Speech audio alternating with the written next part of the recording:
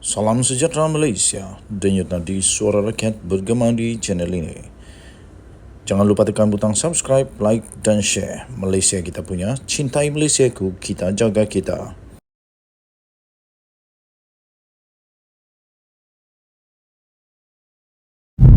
Salam sejahtera Malaysia, denyut nadi suara rakyat bergema di channel ini. Best, seronok waktu cuti sekolah ni, dapat jalan-jalan di kampung orang, tengok-tengok keadaan kampung orang. Kampung ini sangat cantik, banyak pokok buah-buahan, duriannya sampai tak habis makan. Rajin-rajin orang sini. Saya perlu memberikan kredit kepada kampung ini yang sungguh rajin menanam pokok buah-buahan, dan itu adalah sebenarnya hobi yang membawa kepada pendapatan, terutama bila ada bersara nanti, bila tak ada kerja, ada dusun durian, ada dusun buah-buahan, boleh juga berniaga. Taklah mengharap sangat kepada kerajaan. Ini orang-orang bijak.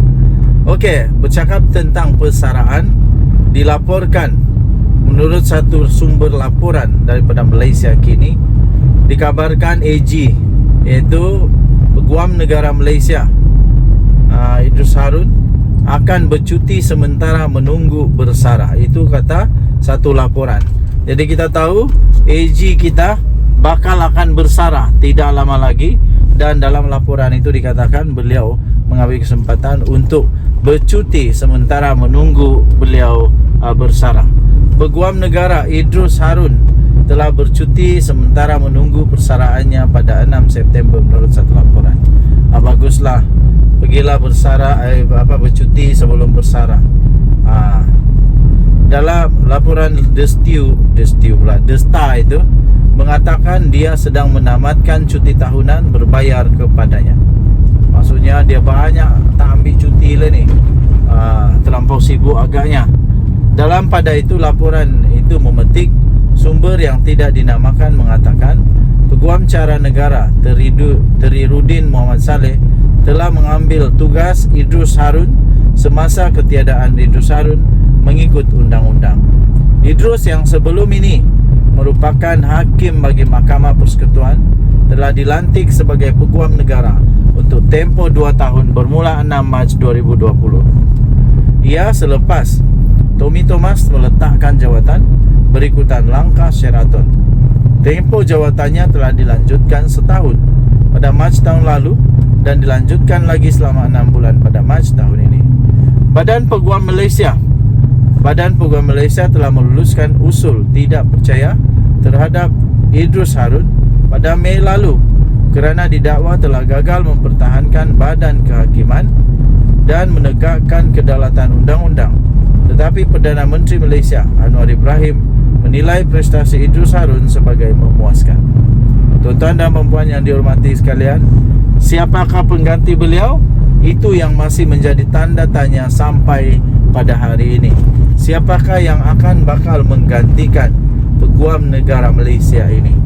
Banyak sudah spekulasi yang menyebut nama-nama tertentu, nama-nama orang-orang tertentu yang dikatakan bakal akan menggantikan Idrus Harun. Jadi dengan itu saya admin The Twin TV ingin mengucapkan selamat maju jaya. Selamat maju jaya kepada Idrus Harun dan selamat bercuti kepada Idrus Harun. Ambillah peluang ini untuk relaxkan minda, untuk tenangkan jiwa, untuk muhasabah diri, dan untuk membuat perancangan seterusnya nak buat apa setelah persaraan. Tapi kita berharap semoga pengganti beliau adalah seorang yang tepat dan dapat melaksanakan tugas-tugas sebagai peguam negara yang baik dan dapat mempertahankan undang-undang negara Malaysia. Denyut nadi suara rakyat bergema di channel ini. Kita jumpa lagi. Jangan lupa tekan butang subscribe, like dan share. Bye-bye. Salam sejahtera Malaysia, denyut nadi suara rakyat bergema di channel ini. SPRM akhirnya mengumumkan satu lagi keputusan yang paling dahsyat mengejutkan seluruh planet Malaysia. Tuan-tuan dan puan-puan, melalui satu berita yang baru saja diterima sebentar tadi, kes rasuah untuk syarikat judi Syarikat judi. Kes rasuah syarikat judi yang pernah Anwar Ibrahim, Perdana Menteri itu dedahkan, yang mengaitkan satu parti politik, yang mengaitkan beberapa orang pemimpin politik besar Malaysia. Akhirnya akaun individu dan syarikat bernilai 40 juta ringgit Malaysia dibekukan oleh SPRM. Baru-baru ini ada seorang pemimpin bersatu, akaunnya dan istrinya pun telah dibekukan oleh SPRM. Kali ini menurut laporan ini akaun individu dan syarikat yang bernilai 40 juta dibekukan oleh SPRM. Mana kata ada kes lah. Ada kes memang. Penahanan 13 individu termasuk Tan Sri dan Dato Sri berhubung siasatan pemberian rasuah oleh syarikat perjudian membawa kepada pembekuan akaun individu dan syarikat yang bernilai 40 juta ringgit Malaysia. Wow, teruknya. Teruk ini, betul-betul teruk ini. Okey. Tuan-tuan dan puan, SPRM kini dilaporkan sedang mengesan beberapa lagi individu yang dipercayai berada di luar negara sejak seminggu yang lalu. Siapa tu? Utusan Malaysia memetik sumber mengatakan nama individu terbabit mungkin didedahkan oleh SPRM jika masih enggan tampil untuk membantu siasatan. Individu berkenaan dipercayai telah berada di negara jiran dan sebuah negara Eropah semenjak seminggu yang lalu. Wow, dah lari awal rupanya. Dah lari awal. Jika mereka masih tidak mahu pulang, tidak mustahil SPRM akan meminta pihak polis antarabangsa iaitu Interpol untuk mengesan mereka, kata sumber yang tidak dinamakan seperti dilaporkan. Laporan itu turut menyatakan bahawa seorang lagi individu berusia 68 tahun telah ditahan oleh SPRM pada tengah hari semalam. Suspek terbaru yang ditahan itu dikatakan merupakan pengendali syarikat operator judi di sebuah kilang di Pulau Pinang yang kini direman selama 3 hari. Perkembangan ini menjadikan seramai 14 individu ditahan berhubung kes itu setakat ini.